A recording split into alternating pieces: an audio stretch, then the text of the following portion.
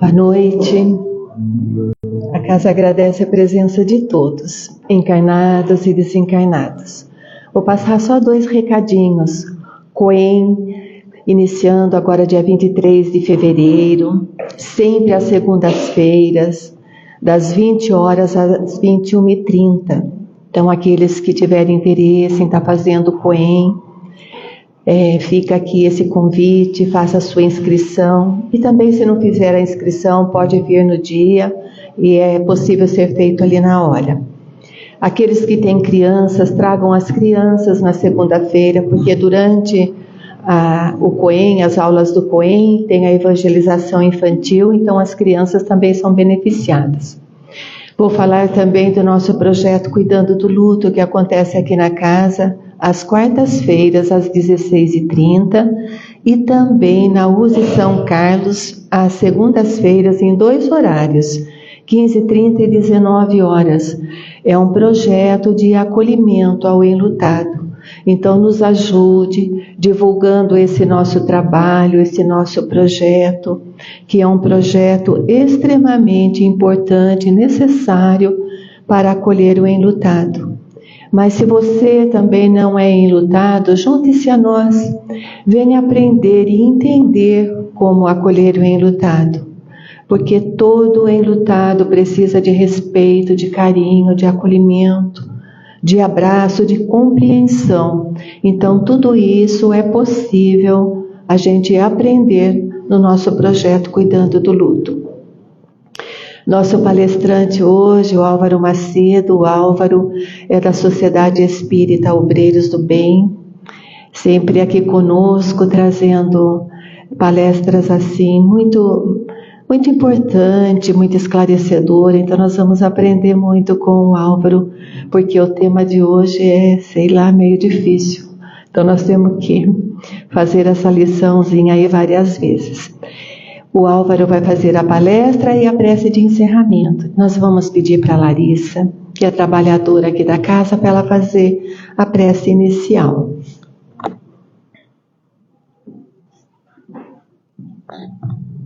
Boa noite a todos. Vamos fechar nossos olhos materiais, abrir nossos olhos espirituais, agradecer ao Pai, a Jesus Cristo, os nossos guias e mentores por estarmos aqui, que o nosso irmão Álvaro possa passar essa mensagem, colocar na nossa mente, o nosso coração, e que possamos sair daqui mais fortes e vigorados e ajudar a todos, assim possível. Que assim seja.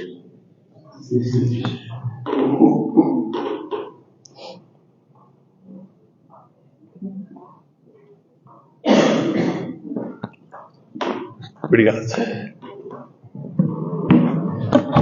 Boa noite, meus queridos, queridas.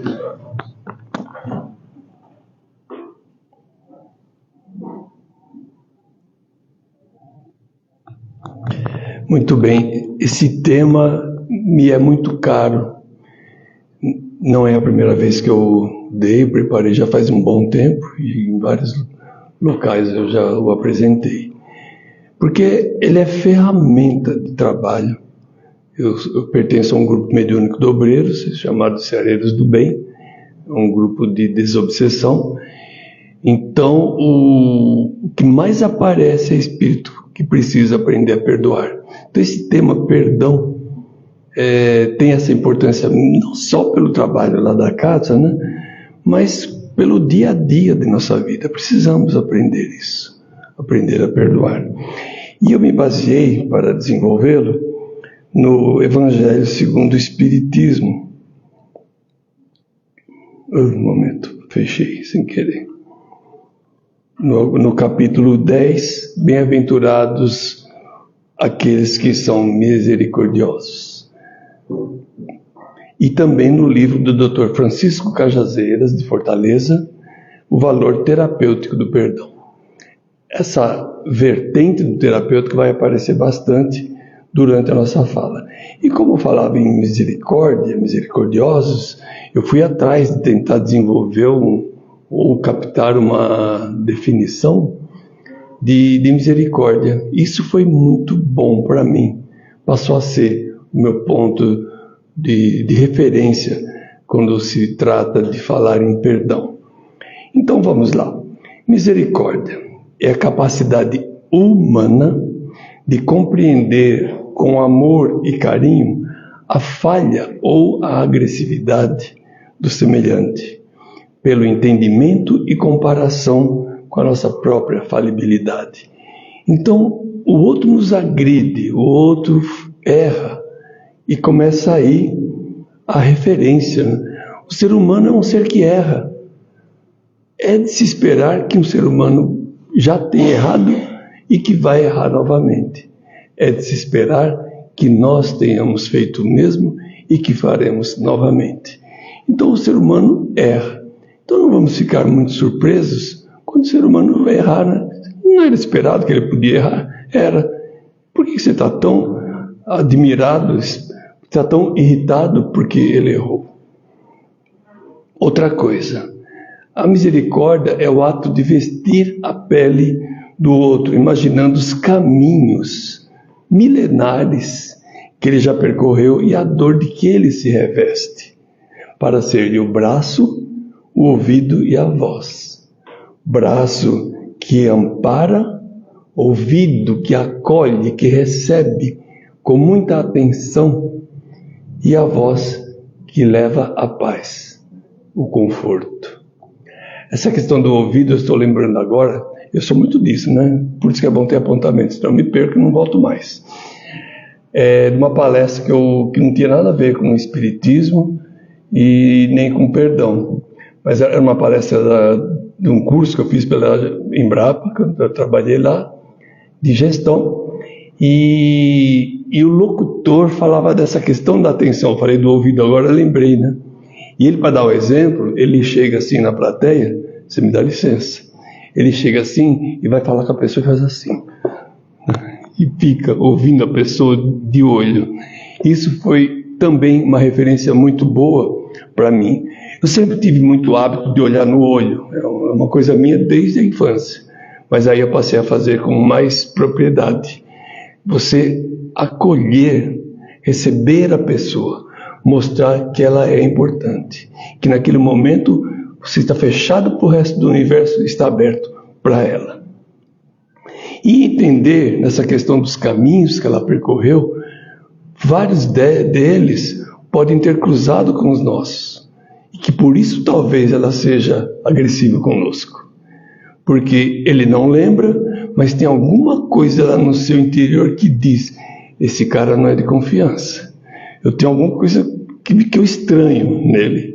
Então vamos tentar entender esse lado e sermos misericordiosos, receptivos para com essa pessoa, né?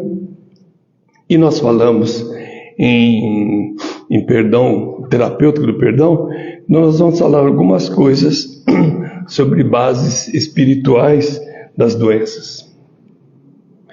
Nós trazemos impressas em nosso perispírito as marcas dessas nossas diversas experiências anteriores. Lembrando que para cada doença existe um modo diferente de sentir de cada um.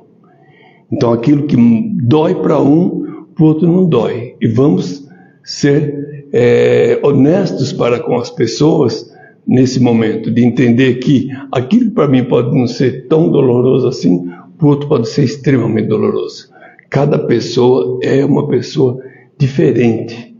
Desde o seu nascimento, desde os diversos nascimentos, ela foi tendo características próprias. Se você pegar dois gêmeos, eles vão ser diferentes. Foram cuidados pelo mesmo pai, mesma mãe. E não vamos falar, não, é porque os pais deram preferência para um dos dois. Não, pode ser cuidados igualzinho, mas cada um tem um jeito de sentir o mundo. Sentir no ouvido, sentir nos olhos, sentir na pele. Então cada um enfrenta as doenças de uma maneira diferente. E uma coisa importante na questão da doença, do estado espiritual, é que é científico já, que tem sido demonstrado que o estado mental nosso afeta o nosso, na saúde, de modo geral, o nosso sistema imunológico. Então falar assim, ele pegou gripe porque estava mal-humorado. Para com a história, gripe a gente sabe muito bem que é vírus, está mais que conhecido. Sim, é o vírus que vai chegar e nos invadir e tentar nos atacar. Porém, o nosso sistema imunológico que vai pegar aquele vírus e devorar. Acho que é fagocitar o nome. Eu gosto dessas palavras difíceis, me faz às vezes parecer que eu sou importante. Então, o nosso sistema vai fagocitar, ou seja lá o que for, aquele vírus. Se o nosso sistema imunológico estiver frágil, ele talvez não consiga. Um psiquiatra austríaco disse o seguinte, Adolf Adler: uma doença infecciosa não é o produto apenas de uma bactéria ou de um vírus, mas decorrência da... Se eu estiver falando muito perto, muito longe, me avisa. Mas decorrência da participação do indivíduo em sua totalidade, lembrando que nós somos corpo e mente, na aceitação ou rejeição ao vírus ou à bactéria. Então, isso afeta sim. As nossas emoções vão afetar a nossa saúde, porque nosso corpo vai estar mais ou menos debilitado para se defender dos ataques. E o espírito é um ser psíquico que guarda essas emoções, ser afetivo, onde elas se originam. E essas emoções são o estado da nossa escultura, vamos dizer, espiritual até o momento. O que o mundo foi inscrevendo dentro de nós, dentro do nosso espírito, ao longo desses diversos milênios. Então a gente traz, em função desses passados, tendências. Nós temos certas tendências, parecido com o que acontece com nossa genética. Eu tenho certos genes que vão me predispor a ser uma pessoa X ou Y. Porém, o ambiente vai fazer com que essas tendências, ou no caso do gene, com que ele se expresse ou não se expresse. Então eu posso ter uma característica agressiva, mas eu venho num lar amoroso, carinhoso, que vai me dar tanta referência boa que eu vou amenizando esse meu lado de agressão. No Evangelho, a gente vê o Cristo falar dessas situações, nos conclamando ao amor, ao desprendimento dos bens terrenos e ao perdão. Cristo fala muito do perdão. Então não é simplesmente um conceito ético, moral, é uma proposta de saúde global. Por isso, o termo lá do início, lá do livro do Dr. Cajazeiras, das bases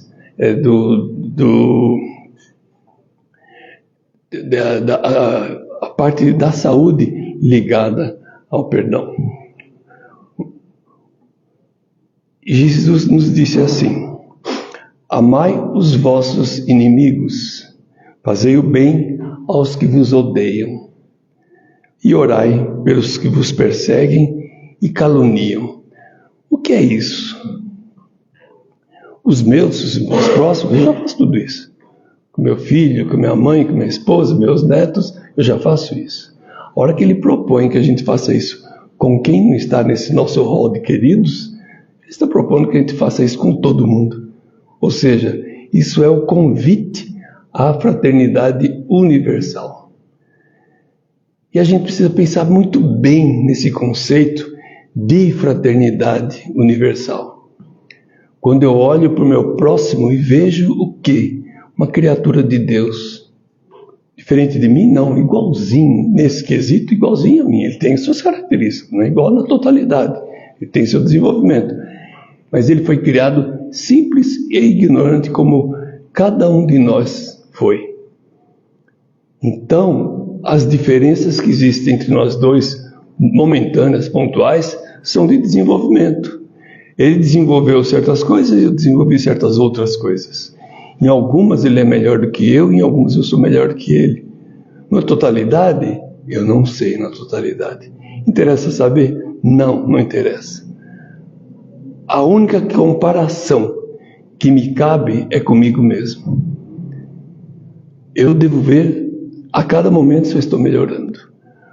Um dos personagens da história americana, Thomas Jefferson, um dos primeiros presidentes, ele disse assim: eu não tenho muito em boa conta quem a cada dia não é um pouquinho melhor que no dia anterior. É a comparação de nós com a gente mesmo. É só isso que importa. Eu consegui melhorar hoje? Não consegui melhorar. Por quê? Aí eu vou sentar lá comigo mesmo e ver o que não melhorou. E vamos tentar melhorar. Jesus disse também: se vós perdoardes aos homens as ofensas que tendes deles, também vosso Pai Celestial vos perdoará. E aí entra num modo que eu tenho pensado muito a respeito. Porque eu sou influenciado, né? Não é uma grande sacada, vamos dizer, minha. Que eu não gosto da ideia de Deus premiador ou castigador. Deus, Ele dá oportunidades. Ele dá uma dificuldade para que eu cresça. Eu colho as consequências também dos meus atos. Eu vou lá, ponho o dedo na tomada e tomo um choque. Castigo de Deus? Não. Imprudência minha. Para não falar burrice, para não ficar pesado. Imprudência minha. Não é castigo de Deus. A consequência direta. Aqui estou falando de física, simplesmente. Toquei o dedo na eletricidade, tomei um choque. Mas na vida é parecido.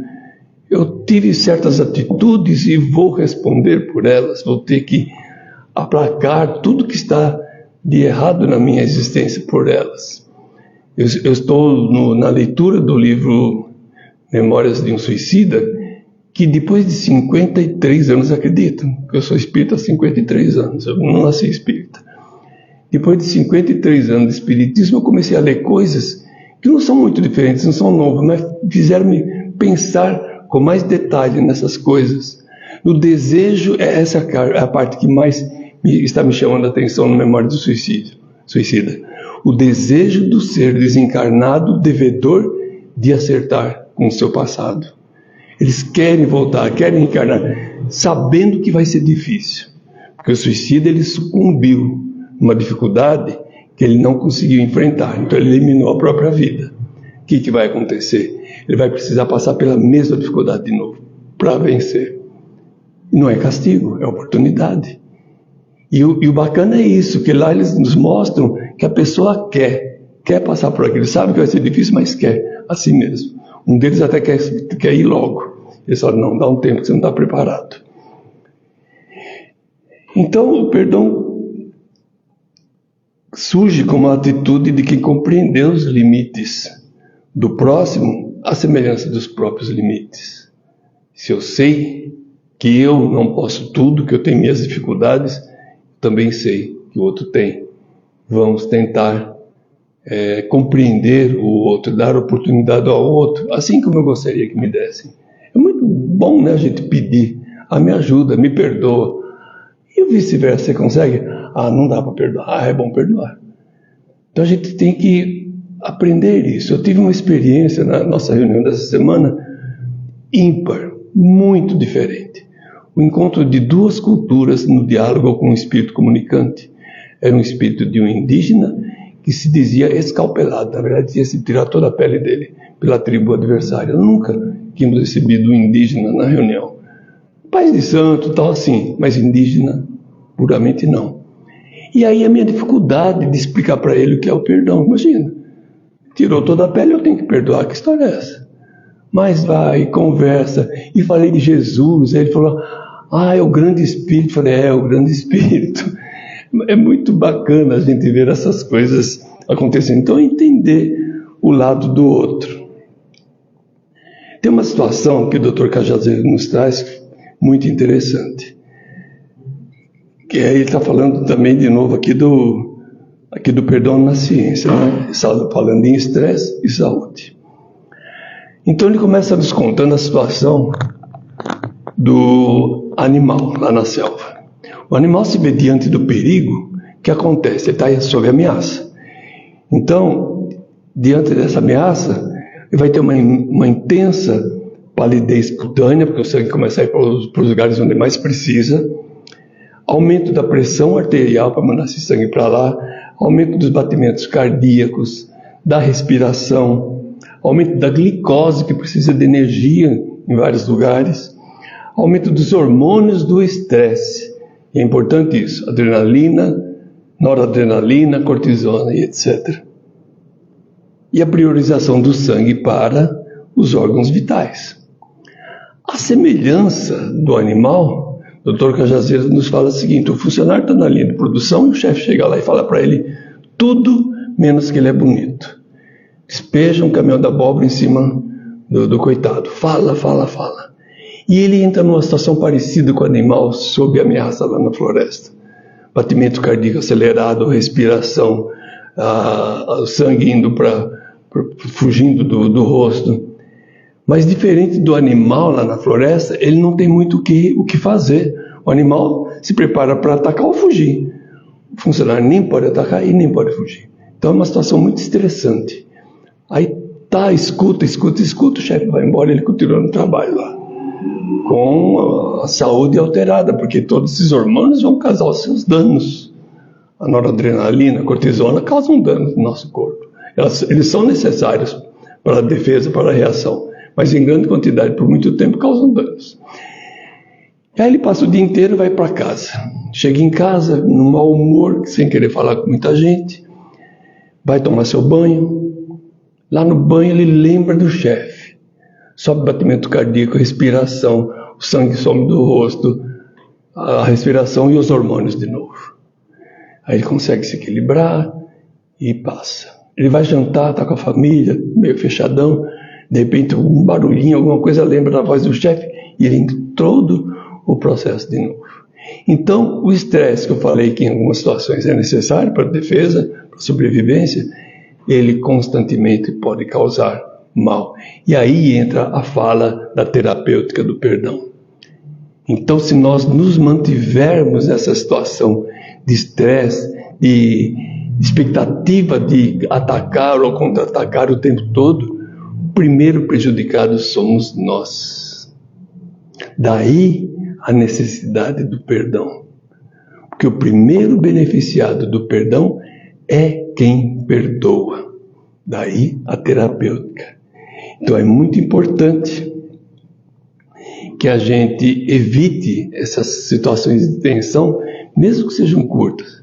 Porque a gente não tem muita noção, né? Às vezes o curto pode ser de alto nível, alta intensidade e causar danos físicos. Se a gente tem alguma fragilidade cardíaca, por exemplo, ou na parte cerebral, então é bom a gente evitar e fazer com que as coisas caminhem de uma forma melhor. Aquilo que nós falando aqui em saúde de novo, sobre o sistema imunológico, até as células cancerígenas, e vamos abrir um parênteses aqui para dizer, não é que todo mundo que tem câncer seja por esse motivo. Eu já tive câncer, então eu não sei porquê, porque quando eu fui entrevistado pelo nutricionista, ele falou, como é que você pegou o câncer? Porque eu tinha uma dieta exemplar, digna de livro. E ela ficou sem entender, mas o câncer ele é multifatorial. Várias coisas podem fazer com que você pegue o câncer. Não fiquem apavorados. Ele falou várias coisas, eu vou sair daqui já com câncer. Não é assim. Mas células cancerígenas são produzidas no nosso corpo ao longo da vida. E o sistema imunológico vai lá e vai devorando. Se a gente está naquele estado de baixa imunidade por causa do emocional, essas células podem escapar ao ataque do nosso sistema imunológico. Então é bom, de novo, a gente fazer essa proteção. Outro que afeta a produção de anticorpos são a noradrenalina e a adrenalina. Então, mais uma vez, a gente precisando proteger o sistema. E está aí a explicação científica de por que o nosso estado mental pode afetar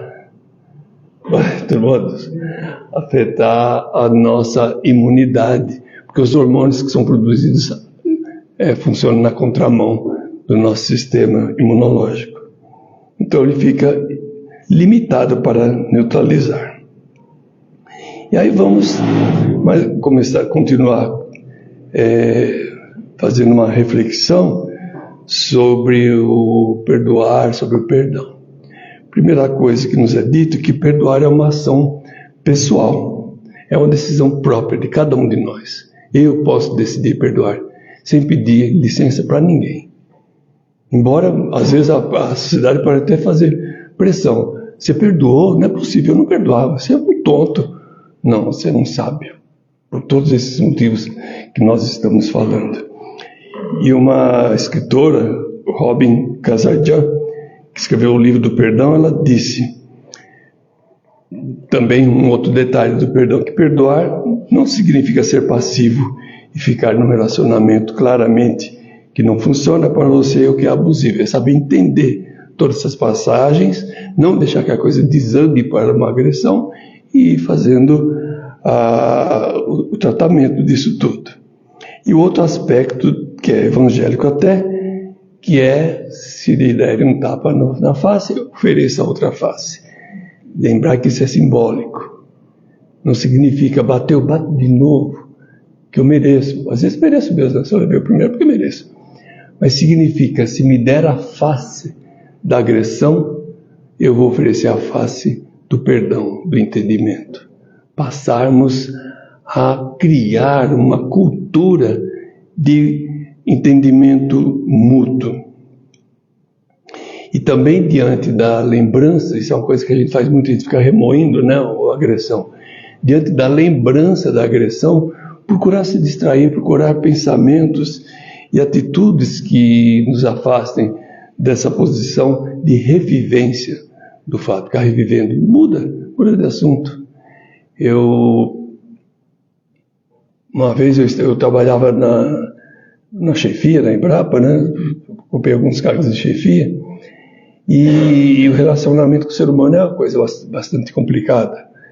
E era o que mais me afetava, era isso. Então teve algumas vezes que eu era adjunto administrativo, com pessoas. Outra vez eu fui geral, com pessoas. Então eu ia para casa, eu comentava com a minha esposa o que tinha acontecido, tal, todo estressado. Um dia me deu um ataque de lucidez. Eu brinquei um dia desse, foi assim, um dos raros ataques de lucidez que eu tenho, né? Eu pensei, isso não está bom. Estou levando para casa os problemas, num momento que eu poderia descansar. Nesse dia, eu tinha problema naquele dia, igual aos outros. Nesse dia eu não quis comentar nada com a Ivete. Almoçamos, falamos de outras coisas. Aquilo fez um bem tão grande para mim.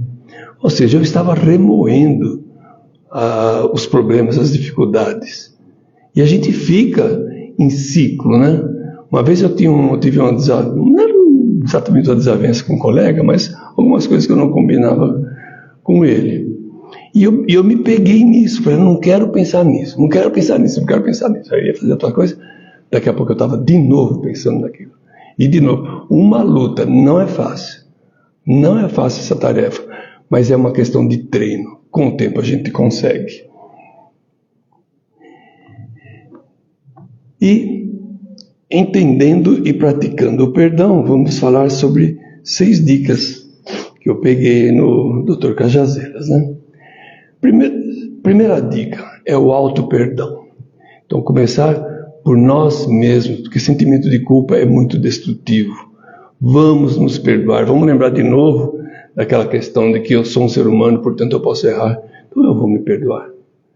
Então vamos começar por aí, que a hora que eu começar a treinar comigo, daqui a pouco estou conseguindo aplicar no outro. Para fazer esse auto-perdão, fazer um autoexame, se olhar, aquilo que eu falei agora há pouco, o que eu estou bem, o que eu não estou bem, o que eu posso melhorar. A gente tem muita coisa para melhorar, então vamos fazer também esse autoexame. Agora, indo na direção do próximo, algumas coisas que a gente pode fazer. Uma primeira coisa é pensar no nosso ofensor como um ignorante.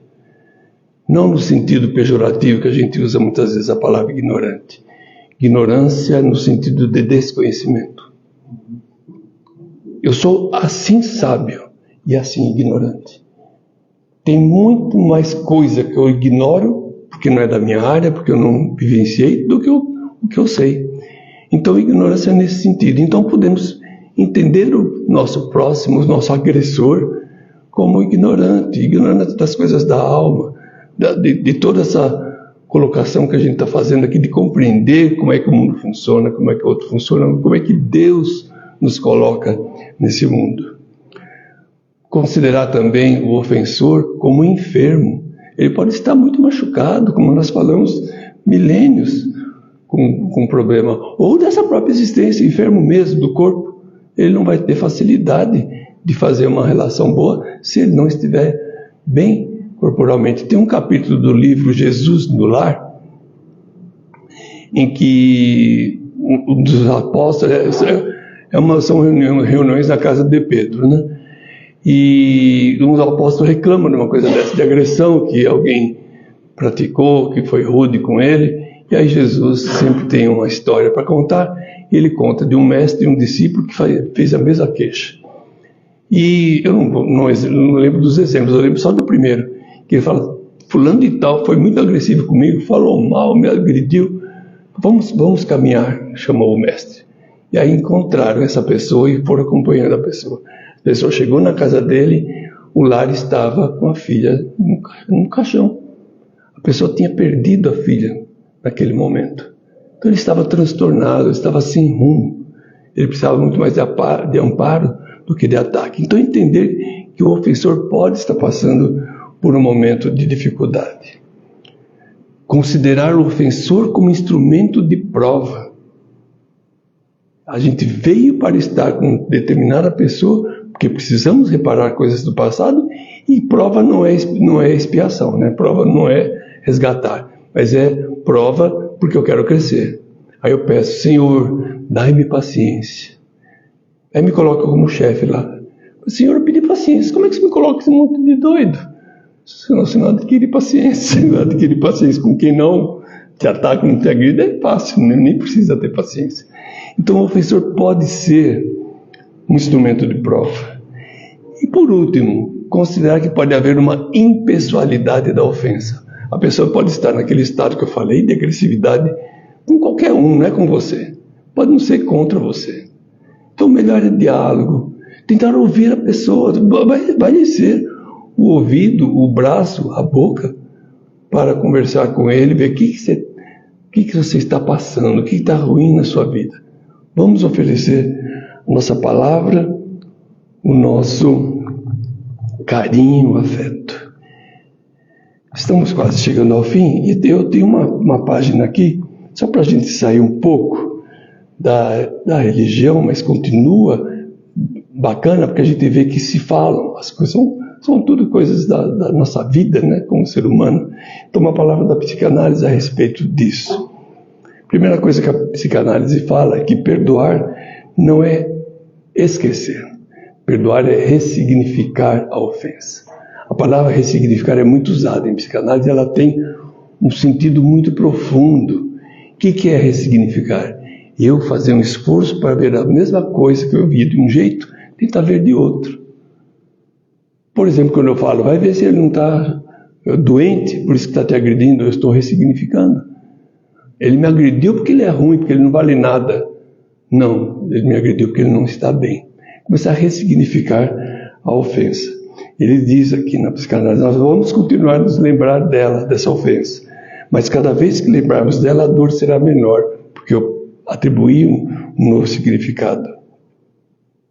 Outra coisa que a psicanálise nos diz é que aquele que perdoa não precisa esperar nada do outro. É uma doação que eu faço de mim para fora. Não preciso, eu quero que ele me aplauda, eu quero holofote. Aí então você não está preocupado com a relação e nem com o outro.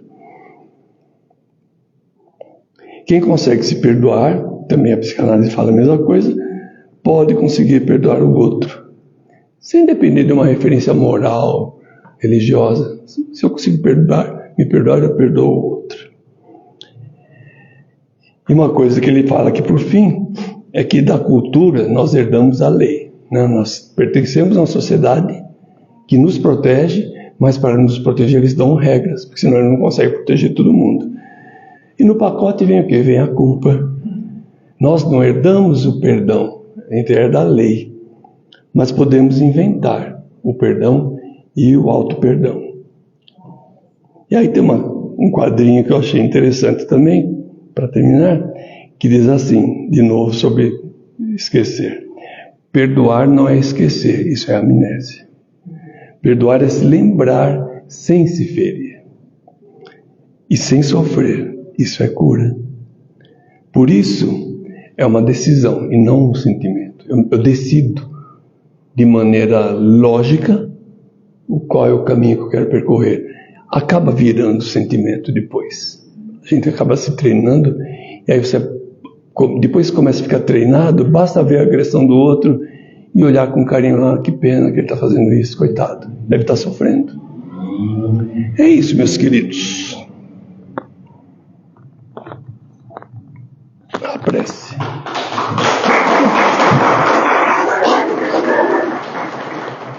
Obrigado, é para nós dois.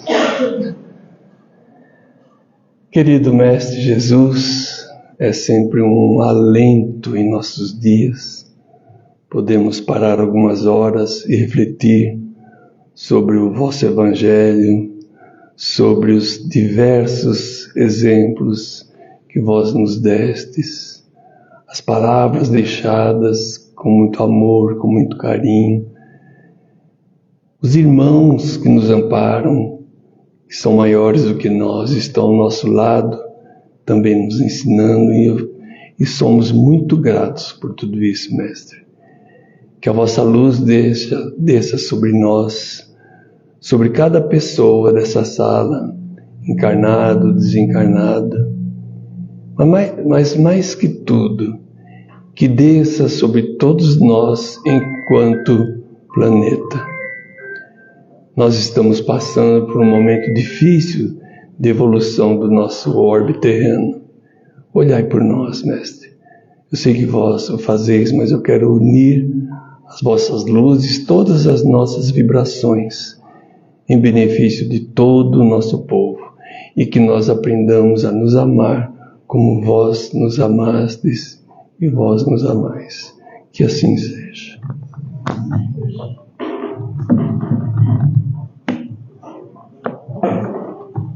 Pode deixar, precisa desligar.